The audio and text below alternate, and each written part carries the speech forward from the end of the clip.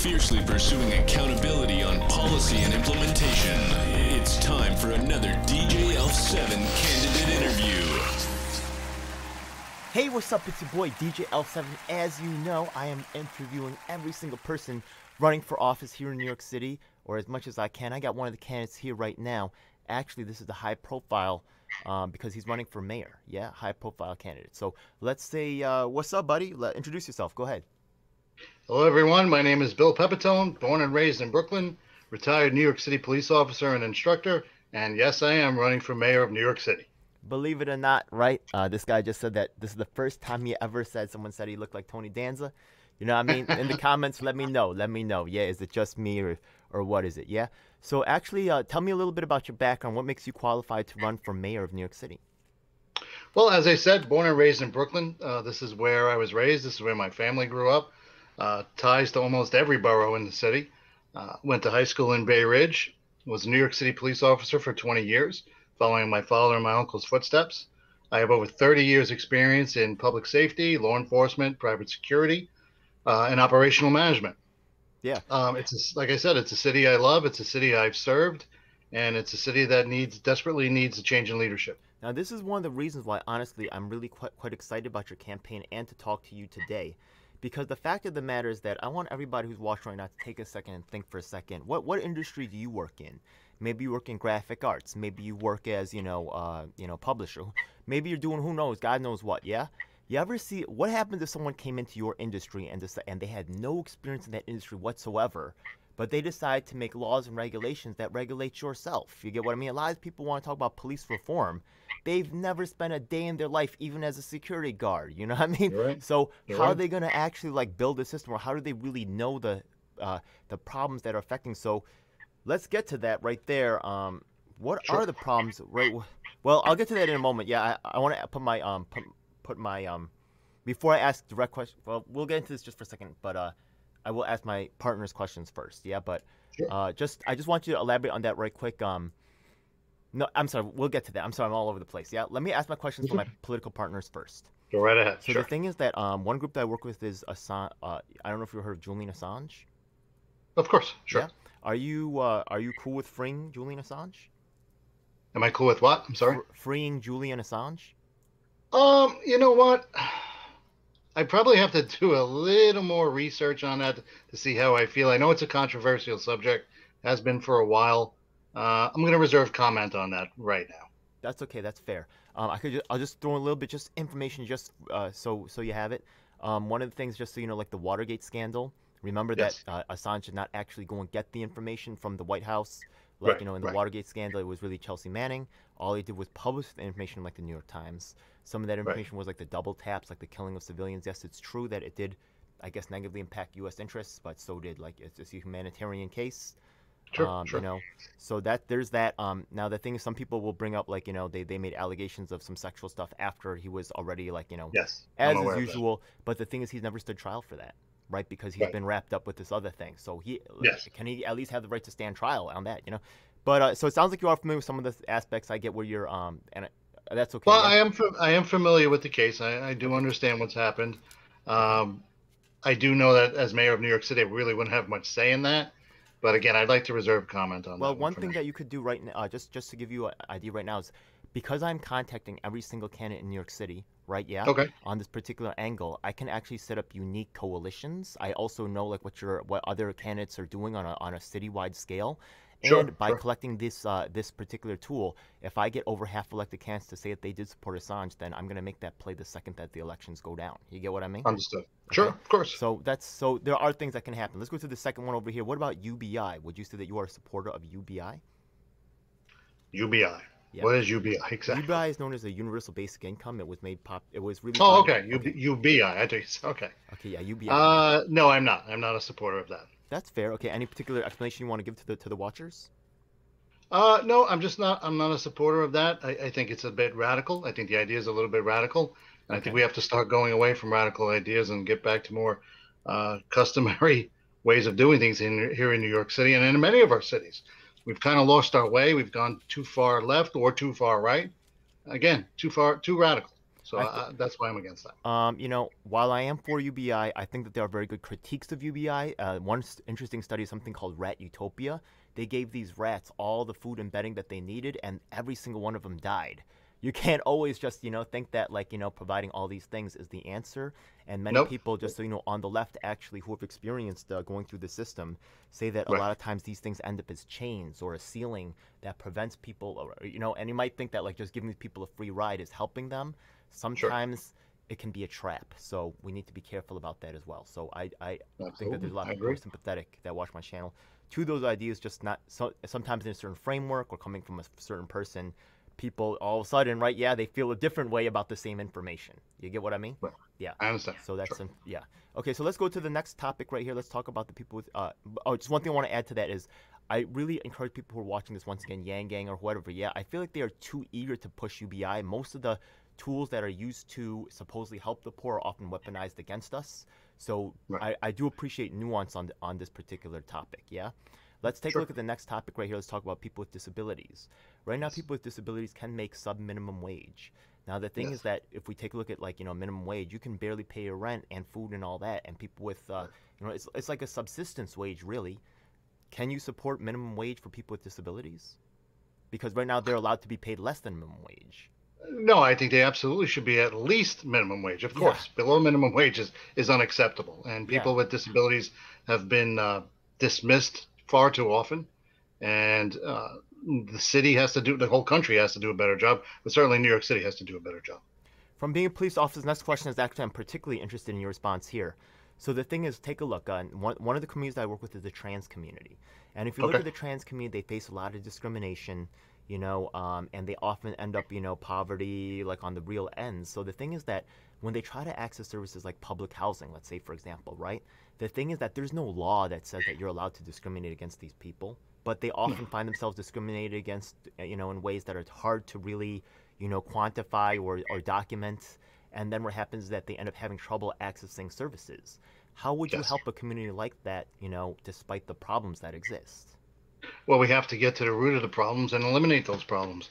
Every New Yorker, regardless of race, color, creed, or sexual orientation or sexual preference, has a right to be a New Yorker, to live as a New Yorker, and to not be discriminated against. We're seeing a lot of hate crimes against different people who look different, who talk different, who come from different places. That's unacceptable here in this city. Right. And I'm a big supporter of rights for everyone, LGBTQT, everyone. Everyone has a right to Sure. live free and to live safely here in New York City. So are the politicians now. They feel the same way, right? But how You would I think can so. okay, I can present to you like some of the different like some solutions, right? Yeah, it's kind of tough to get you right on the spot, right, with this kind No, of that's like okay. niche That's thing. But fine. one solution that was proposed was, let's suppose that trans people are 1% of the population. I don't know the actual numbers, okay? Okay. But let's Right. suppose that that we see that in the housing, right, only 0.2% of the population is going to be like trans or self-identify as trans, whatever. Who knows about the reporting, Okay. by the way? That's another problem. So Right, yes. one thing was said, like, we could reserve like a certain housing, right, or maybe like some certain floors or maybe even a building, right, for people who are trans to assure that they are getting, right, that the numbers equalize out a little bit. But that's controversial because people say that's like sticking all the black people in one building and ghettoizing them. Right. So No, I agree. I I'm mean, not a yeah, big fan of that, to be quite honest with you. I get that. Again, Yeah, I'm about equal rights for everyone, yeah, and I think if we start almost segregating apartments or housing for people of I different feel you. orientation, of different races, I'm against that. I think everyone should have a fair shot, and if Yeah. people are being discriminated against, we need to stop that. There's our discrimination laws. We need to enforce them. Enforcement. Okay, so increased enforcement of that. That's Yes. cool. Okay, I Oh, get that. without Okay. question. All Without right, so I question. respect that. Okay, let's get to some of the other questions that are just like the general populace would ask about, right? Okay, so Sure. let's talk about reopening. People want to know when their life's going back to normal, right? If you were a leader, right? Oh, wait a second, before I get to that, right? You're running in the Conservative Party, right? I am a Republican. I was endorsed by the Conservative Party in New York City. Okay, that's cool. Do you know anything about George Wanaka? Yes, I do. Okay, Sure. I think he's running for you know, the Conservative Party, and actually as a third party and independent, you know, party supporter. I definitely wanted Conservative parties to, you know, whatever my politics are, you know, I mean, we still have the same struggle and fight. You know, it's unfair for what's happening to the Conservative Party. You know what I mean, like with the Yes. ballot requirements and stuff like that. So Hook it up, man. Yeah. Anyways, congratulations on that double endorsement, by the way. Okay. That's Thank you. something that I actually recommend for a lot of candidates as well, too, by the way, because the thing is that some candidates are allowed to run on multiple tickets. And when I just see a Right. candidate has like running on multiple tickets, I'm like, yo, and I don't know that much about him. I'm just like, yo, this guy hustled harder. I don't. Sometimes it's just that. That's what the decision comes down to in the booth. You know what I mean? So Right, yeah, right. There's a lot of things that come down yeah. that it comes down to. It's about values. It's about values of the party and the candidate that has those same values. With me, again, I'm a registered Republican. I have a lot of Republican values, but I also have a lot of Conservative Party values. I consider myself a moderate. I consider myself a common sense candidate, and I think that's what appeals to the Conservative Party. Okay, cool. So, not sure how this lines up with the conservative thing, but in terms of reopening, I don't know if the Conservative Party has a position on reopening, but what's your timeline, your time frame, right? What do you think about reopening, like vaccination stuff? What's your position on that whole thing? As far as reopening, I think we have to push to fully reopen as soon as possible. Our city can't stay like this much longer. Our economy is tanking. We're losing businesses. We're losing families. We have to open up. We can open up safely. We can do that. You can do it through HVAC filtration, through sanitization, through social distancing for a little while longer. That's fine. Mask wearing, washing the hands. There are things in effect and in place that if we continue to use them, we can open safely. We can open up our businesses. We can open up Broadway, open up our venues. We have to get our economy moving. And I think that really that's, just me personally, people can think whatever they want, but I think that's really realistic. Like, I'm about to have my video come out on the 420 event in Washington Square Park. Thousands of people around with no masks on right next to each other. Last Right, summer, yeah. right? Thousands of people in one park next to each other with no mask on. Go to the next park, the couple blocks over, another 1,000 people, right? No masks on. Let's be Right. fucking real, right? I get you're trying to do the right thing, but if people are already doing the shit anyways, you know what I mean? Are you really right to cripple the whole fucking economy? That just No. doesn't seem like, when everybody's fucking We running have- around outside anyways, No. you know what I mean? Like, really, let's be fucking real, you know what I mean? We have to be safe, but we have to live. We have to live again. We have to. Yeah, you know what I mean? People about to get it, like, evicted. It's going to be fucking crazy, but Yeah, people appreciate the people are real- losing their homes, their apartments, their jobs, their businesses, everything. It's been too long. It's been far too long. Okay. Usually I ask about police reform at this point. I'm going to wait because you're such a specialist in this field. But let's talk about education right quick. Education reform. People have been Sure. talking about SHSAT, right? Yeah. People have been talking about like other things. What's your opinion on right? Yeah, specialized schools, GNT. You got kids that came up through public school. I don't know. Yeah. What's your opinion on that? Yeah. The public education system is failing. It's failing. Our children's been failing for years, but right now it's probably at its lowest point of efficiency. We have to go back. First of all, we have to get the kids back in school 5 days a week. That's number one. Keeping kids home, remote learning, blended learning has hurt our children in so many ways. It's hurt them academically. It's hurt them socially. We have children who are suffering from obesity, from depression. Child suicide has gone up during this pandemic. It's done a tremendous amount of damage to our children. So, number one, get the kids back in school 5 days a week, get our teachers back in the classroom. Number two, go back to a fair and legitimate grading system. Right now, our public education system is a conveyor belt inside a factory. We're just pushing out numbers, we're pushing out kids, moving them on to the next grade, whether or not they're prepared to move to that next grade. We have to go back to a fair and legitimate grading system, set goals for our children, and help them to achieve it. Gifted and talented program, absolutely have to put that back in place and expand it so more children have an opportunity to get in that program and to push themselves more and to reach for greater goals. Special needs is very, very important to me, very, very personal to me. A lot of our IEPs aren't being met in our school system since the pandemic, since the shutdown. What do you mean IEP? An IEP is basically a report if you have a special needs child. The child goes through a lot of therapy and a lot of interviews with the parent, and they set up a plan for the special needs children to help them, whether it's more time during taking a test, whether it's taking them out of a classroom to do a little one-on-one instruction, working with them with frustration and social issues. That IEP, that report has to be met. Legally, it has to be met. Every point that's put in that report has to be met. And because of the shutdown, because kids aren't in school, they're not being met. We need more resources. We need to allocate more resources and more teachers to our special needs programs. Okay, we'll talk about that more in a moment. Yeah, but let's talk about the well, how do you feel about? It's gonna be interesting because I'm gonna ask you too about this in the police segment as well. Sure. But what's your thought on the teachers union? I think the teachers union has done a tremendous disservice to the children. I think they've done a tremendous disservice to their own membership, to the Bold teachers. statement. Respect for coming Yeah. out all the way and saying it. That's a powerful. Oh Go yeah, absolutely. I have no problem Let them saying know. because I Let them see know, it. bro. That's why you're here. Let them know.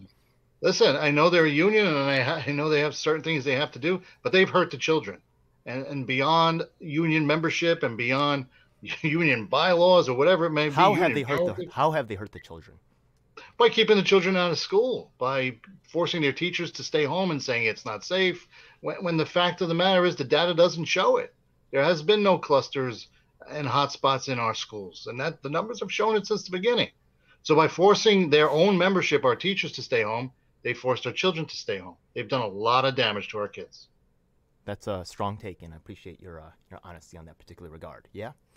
Yes. So also, just so you know, one of the weird things is that it's not just in the classroom, which is the way most people experience our school system.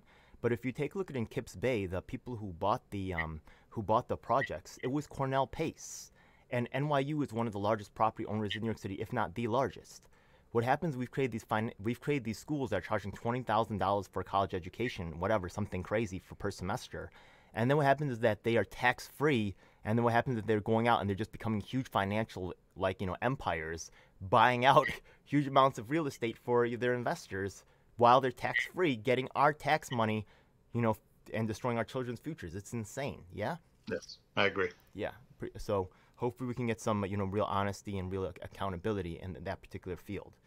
Yes. So holy crap, it's time really it's time for the piece for why Bill, really is kind of crucial part of the conversation right here, and I'm so happy for him to be here. Right now, I want to actually push. We're trying to get actually a guy named, I think his name's Edwin Harris. Yeah. Okay. Was that his name again? Yeah. I'm trying to remember it, but he's the cop who called out racist quotas in the system. There's also Stephen Lee, who also called out corruption in Flushing. And the thing is that I want to hear from other police officers how they think that the system should be fixed. They don't all have to agree on everything, but there's too much talk going on from people who have never served a day in their lives, and think that they know how to fix the system. So police reform, holy crap, I'm expecting to be overwhelmed right now. Go ahead, brother. What's your plan for police reform? There's a lot of moving parts to this and a lot of issues. It really dates back several years. As you know, stop, question, and frisk has been removed. And that's hurt the city. And first of all, it's not stop, question, and frisk. It's stop and question. The media has really turned that into something it's really not.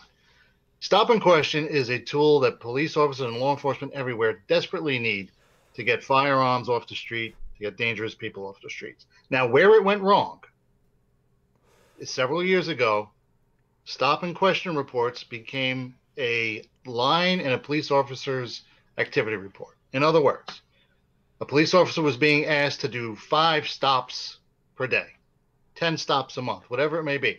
It became a quote-unquote quota. So what does that do? It takes the police officers and puts them in a terrible position where they're being forced to stop people where maybe they wouldn't normally, just to drive numbers up. And that created a lot of unnecessary stops.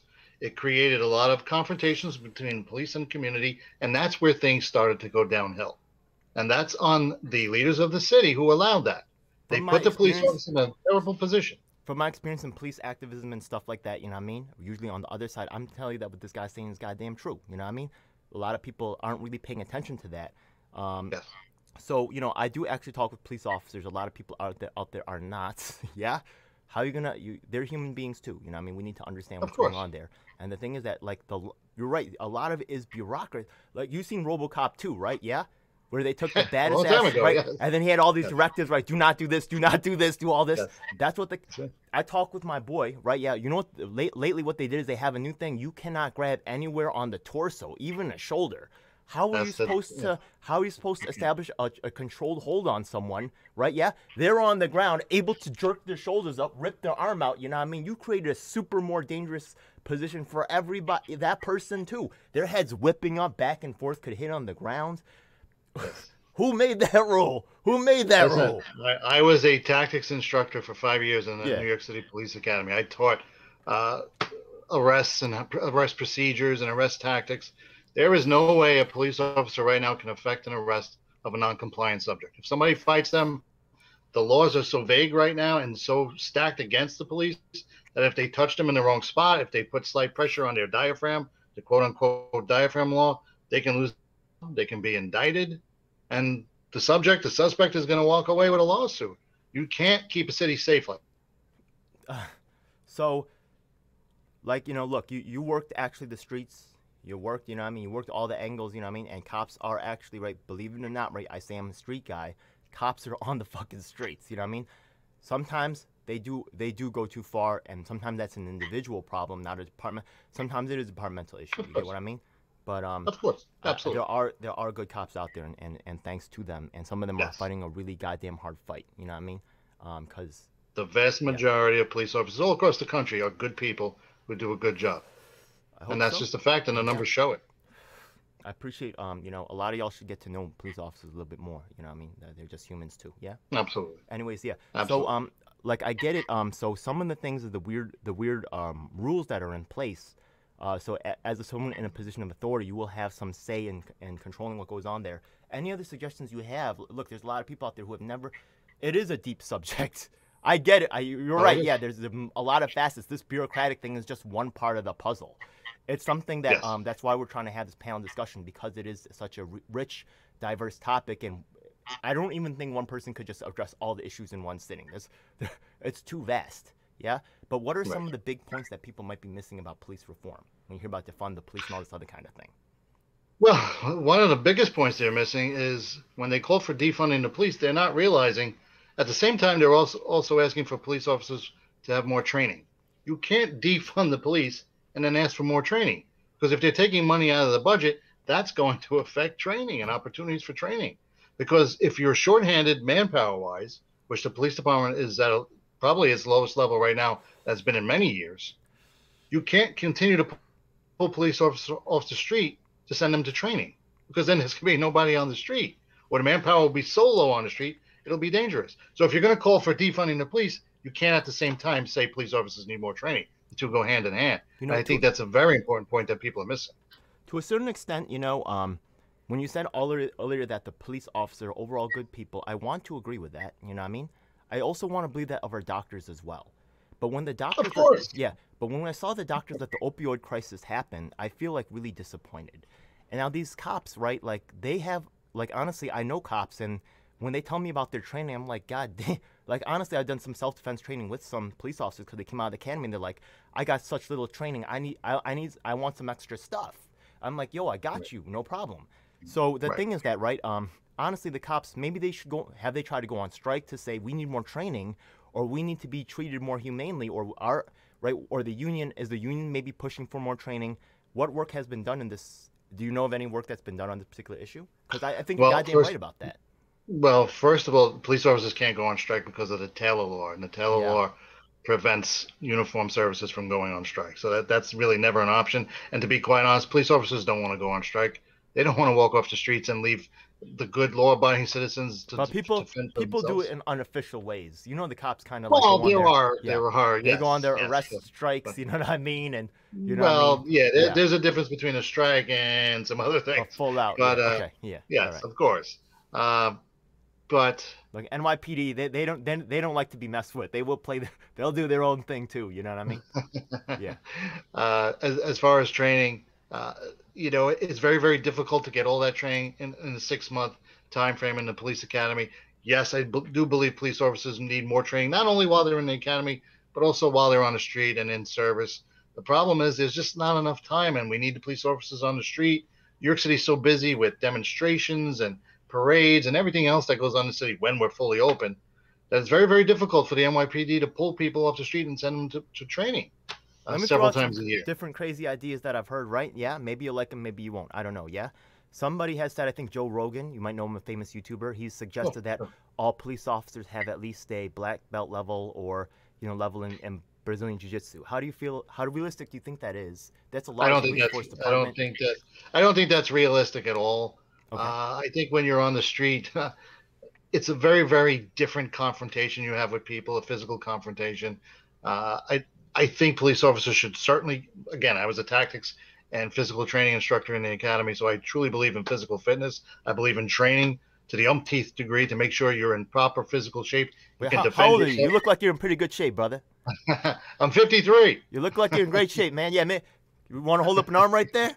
Go ahead, Oh, do there it. you go. There you go. Oh, How's that? yo, that's a sizable arm right there. Nice job, buddy. Well, listen, At I'm 53, a big respect, man. believer in it. I believe our police officers should certainly keep themselves in top physical shape. It's so important, and Yeah. not only for their own health, but to defend people here in the city. You have to be in great shape. Yeah.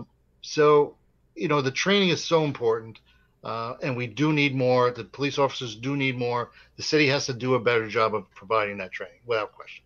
Okay, cool. All right, thank you so much for that. Now, there's some other aspects of the city does. City has control of certain things, right? We look at the mail, that's federal. You look at, Right. I forget what the state does besides Cuomo putting people in nursing homes and getting an Emmy, whatever crap that was, yeah? That's so sad. Ridiculous, yeah? But other things that the city does, like police, right? Education. But one of the things is housing. What do you know about the Yes. issues going on in housing and stuff like that? There's a lot of issues in housing. And you know what? That plays right into the homeless crisis we're having right now. There's so many people who can't afford housing who are being forced out onto the street. And it's not just because of addiction or mental illness. A lot of people just can't afford housing anymore. And during the COVID pandemic, people lost, like we said before, they lost their homes, they lost their apartments, and they're winding up on the street. We Yeah. have to make it more livable here in the city.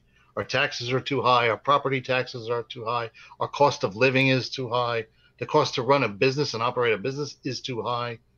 Regulations in certain industries are so ridiculously taxed So that let's we're let, losing businesses across the river. Let's zoom in So, on some yeah, specifics here, right? The thing is that yeah, there's a broad palette here, once again, that you yes, could it choose to is. specialize in, or, right, yeah, look, there's so much knowledge out there, it's not right for any one person to know all of it, right? But Right. there's a Oh, NYCHA angle, right, with the public housing, right? Then you yes. have zoning issues, right, with some people trying to fight for different, land use and things like that.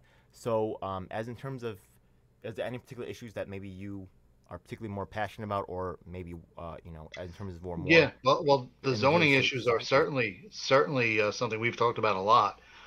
There's a lot of neighborhoods, uh, close-knit communities that have been together and been one neighborhood for such a long time, and the city's putting in these giant glass skyscrapers right in the middle of neighborhoods, Mhm. and it's really driving down the quality of life in those particular neighborhoods, driving up property taxes, and driving people out of the city. Yeah. So our zoning laws have to be tightened up. I actually read something the other day about Houston. Houston actually has no zoning laws, if you can believe that. The city of Houston has no zoning laws. They rely on policies from their elected officials for individual issues in individual neighborhoods and individuals' communities.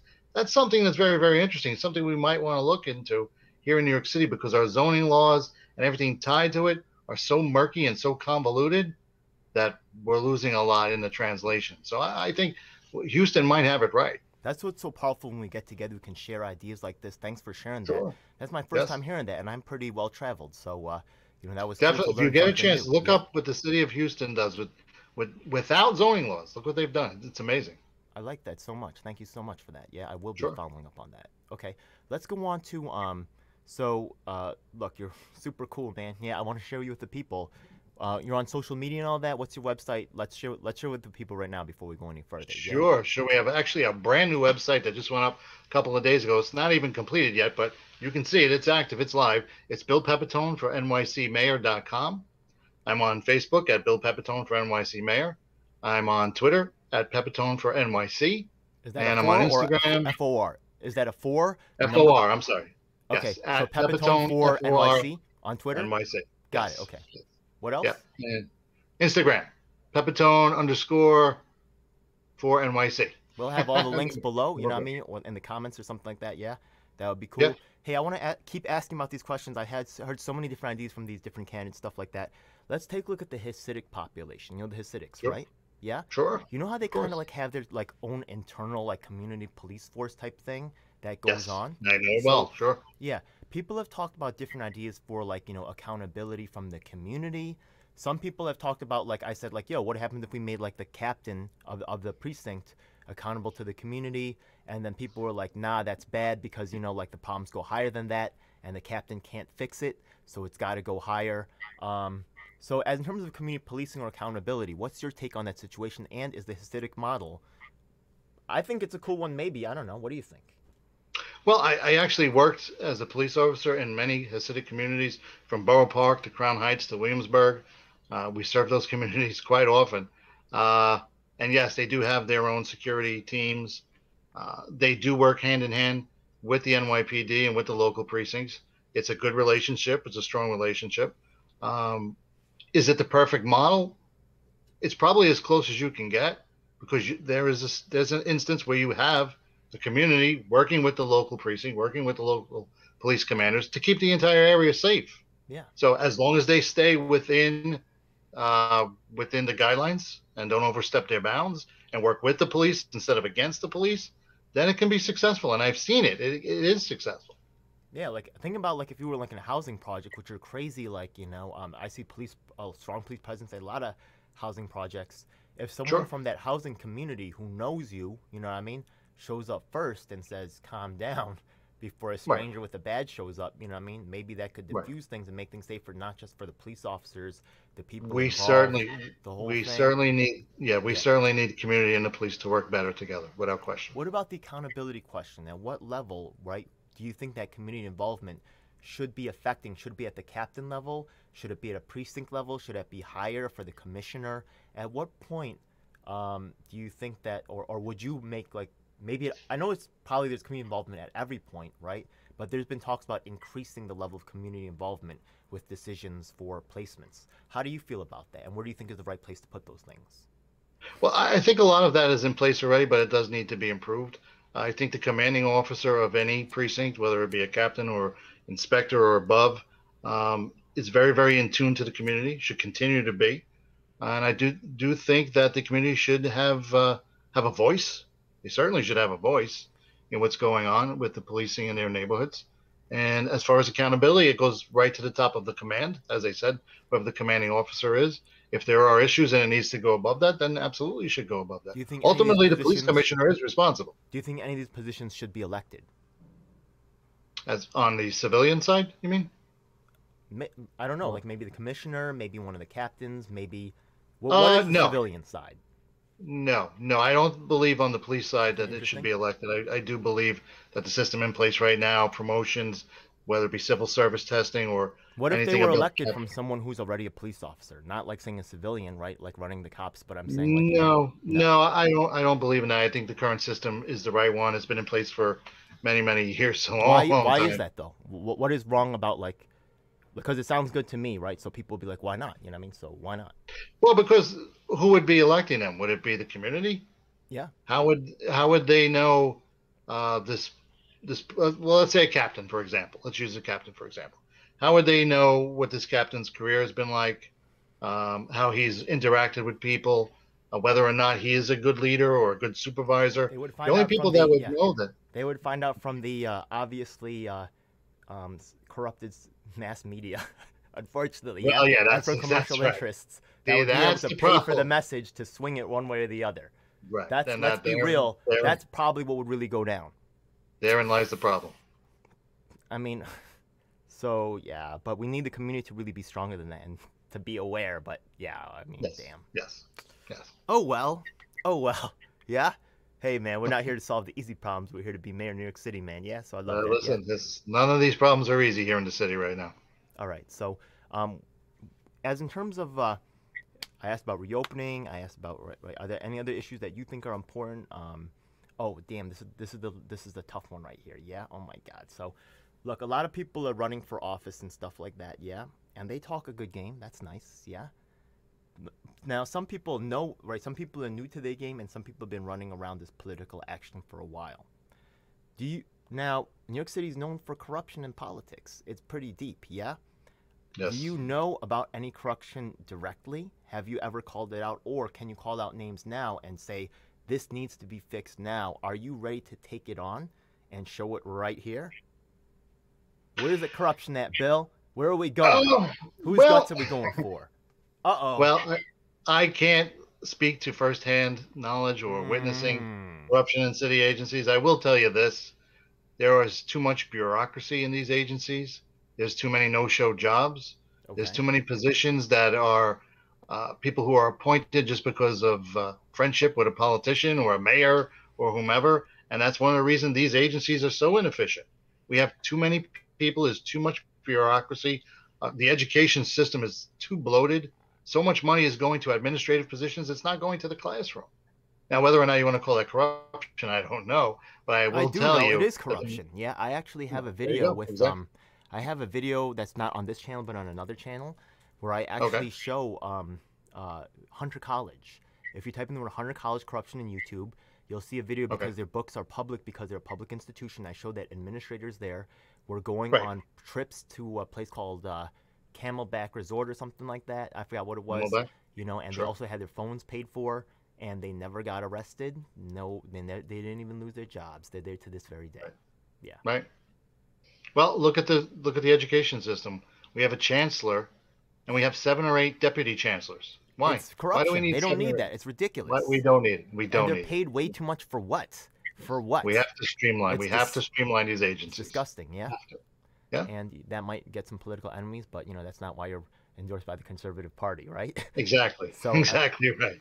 You know what? Exactly. Yeah. Right. Now the thing is that also what's unfair to you guys is that you have like higher oh, you're Republican, so you don't have the higher 2.5 ballot requirements. Yeah. Have you finished your ballot petition process? You're successful. I'm all done. I'm on the ballot in November. Congratulations, man. So you're official now. You know, I mean, you're in the game. I will be on the ballot in November under row C. Now, this for this upcoming, I'm just about done. Yeah, hey, you did a great job. You know, I'm really excited about this. Tell you the truth, I've been wanting to talk to you for a hot minute because you could tell like about these police issues. You could tell I've been looking into it. You know what I mean? I'm not just maybe like quoting what someone else said. You know, I'm independent thinking on this. Good, good, excellent. So yeah, man. As in terms of like making this event happen with Serpico and stuff, I think it would be a hot draw. Yeah, can you explain to me what you're trying to do with that? I read a little bit about it, but so there's a guy named like Edwin Harris or something like that, right? There's another guy named Stephen Lee, and they both called out corruption in the New York City Police Department. You know what I mean? So a lot of people feel against the police, which probably works against you, right? Yeah. But then, right, the thing is that we say, look, you know, it doesn't have to be that way. You know what I mean? We can come together and try to devise a plan. You guys want to be part of the process? We're making you part of the process. Fuck it, you know what I mean? You want to, you know, point out problems. We have guys who have pointed out problems. We want, right? What do you want it to be? When someone knocks at your door and making loud noises, you don't want to have someone to call, right? I'm not for defund the police either. I've actually faced a lot of problems for the defund the police because I agree with you, right? You're asking for more training. And we need to pay the police to go after the real bad guys on Wall Street, right? Yeah, we need to fund those departments, you know what I mean? And get review of stupid line items like bureaucratic stuff that ends up causing huge problems and pressurizing departments to do stupid shit, you know what I mean? Yeah, so someone like yourself, right? Once again, the mainstream media, right, they don't want to hear from you. They want to hear from people that are uninformed, that are fucking clueless. It's fucking stupid, right? Because the thing is that who relates to them, right? Yeah, other uninformed people. But it's really quick for us to turn the switch on and say, you know what? Here's a fucking informed person. Let's fucking listen to this guy. You get what I mean? So I want to make it hot right now. My main man is Stephen Lee, and he knows Harris, so he's trying to set that up. He knows also Serpico and me have talked on Twitter. I don't know if you've seen this exchange. No, I have not. Yeah, but the thing is that he hasn't confirmed, and my boys say that he's old school. He just got a phone. You know what I mean? He doesn't have a laptop, so it's not easy for him to do a call like this. You get what I mean? Right. Even if it's just voice because it's fucking Serpico, it's worth it, right? But maybe you know someone that's good for this discussion besides yourself, right? Yeah? With you already, that guy, right, who called out the quota system, and Stephen Lee, I think it's a nice ticket. I think it's a good ticket right there already. You know what I mean? Plus Vitali, right? I think he's running for mayor as well. It's a nice, right? It would be nice if we had fucking Andrew Yang, right? It would be nice if we had fucking, like, you know, who else can we get that would be hot for an event like this? You're going to have to give me some time to think about that one. Okay. That's interesting. It's an interesting topic, obviously. Okay. Some dude named Zach Winter that I talked to, right? Yeah. He actually is trying to get in on the Upper West Side, and he says that the psychiatrists are strong in his area. So he wants to put some of those people in, as in terms of, like, you know, the debate about, like, you know, a lot of the defund the police says, like, put the money to the mental health professionals, right? Yes, yeah. Just so you know, I know I don't have much time left. No, I appreciate your time, yeah? I do have till 7:30, yeah? That's when my next interview begins. Okay. But the thing is, I said, like, The thing is that if you give the doctors unlimited money, they create a market for themselves. So when I'm a homeless person, which I'm a homeless advocate, right? If they fucking have some dude come in and label me as mentally fucking incompetent, all of a sudden I don't get to make a lot of choice about what the fuck goes on. Also, right, it makes it harder for me to get a job. So fuck your fucking mental health fucking worker. I don't want to fucking talk to you. Get the fuck out of my face. I'd rather deal with a cop, honestly. You get what I mean? Most cops are just not going to give me a ticket because I know how to talk to them. You could tell, right? Yeah, right? When I'm talking to you like this is a reasonable guy, he's not going to create more problems. I'm just going to fucking move on. Thanks a lot, sir. And he's a fucking nice guy to me. What? And everybody treats me like an asshole. Thank you. You know what I mean? And we work it out easy. You know what I mean? Easy. So, yeah. I got you. All right, cool, man. So yeah, if you could find like a hot ticket for someone to line up, like I'm trying to pull in Harris for sure, right? He's iffy. The Serpico thing, oh my God. If I think we have a hotter ticket, they'll come on. Yes. Thank you. Okay. God bless. All right. See you. Let me know as soon as possible. All right. Thank you. I will. Right. Definitely. Thank you. All right. Bye. All right. Have a good one. Have a good one. Anything else you want to share? No, that's it. I appreciate it. You got my my social media info. We're good. Thanks, brother. Peace. All right. Stay safe. You too. Thanks. And thank you for your service. Thank you. Appreciate that. It's a dark day in our nation when high-level authorities will seek to use every method to silence dissent. The truth must be told.